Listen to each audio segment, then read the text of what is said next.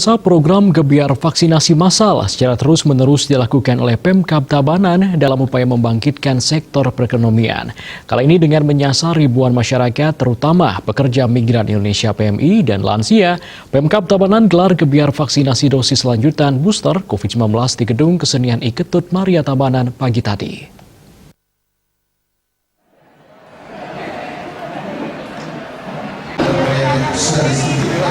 Gebiar vaksinasi booster atau lebih dikenal dengan vaksin ketiga ini dihadiri dan disaksikan langsung oleh Bupati Tabanan Ikomang Gede Sanjaya, didampingi Wakil Bupati Imade Wirawan, Ketua DPRD Tabanan Imade Dirge, jajaran Porkofimda, Sekda, para asisten Kepala Dinas Kesehatan, dan OPD terkait di lingkungan Pemkab Tabanan.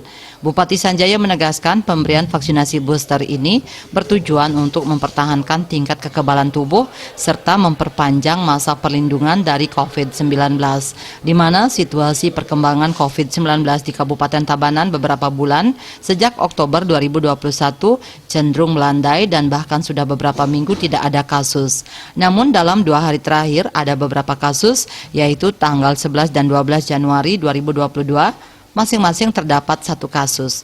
Total kasus di Tabanan sebanyak 11.595 orang, sembuh 11.051 orang atau 95,31%, dan meninggal 542 orang. Sedangkan cakupan pencapaian vaksinasi pertama telah mencapai 96,2%, vaksin tahap 2 89,71%, vaksin booster 0,92% atau sebanyak 3.434, vaksin lansia tahap 1 94,02%, vaksin lansia tahap 2 86,45%, vaksin anak 6-11 tahun tahap pertama 101,87%, vaksin anak 6-11 tahun tahap 2 3,16%, di mana saat ini kegiatan vaksinasi tahap kedua sedang berlangsung.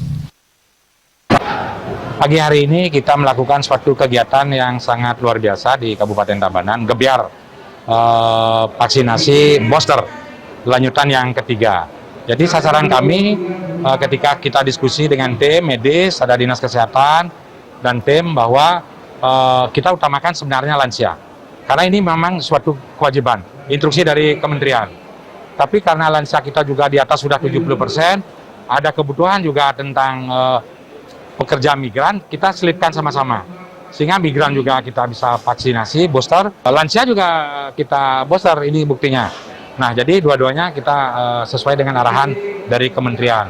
Hari ini kita menyiapkan sebenarnya vaksinasi sampai 20.000. Tapi hari ini kita sebagai Gebiar, kita siapkan kurang lebih 1.400 vaksin untuk per hari ini. Mudah-mudahan sampai jam 3 sudah selesai. Nah, target kita di akhir bulan Januari ini, tahun 2022 ini, 20.000 vaksin yang diberikan oleh provinsi kita habiskan.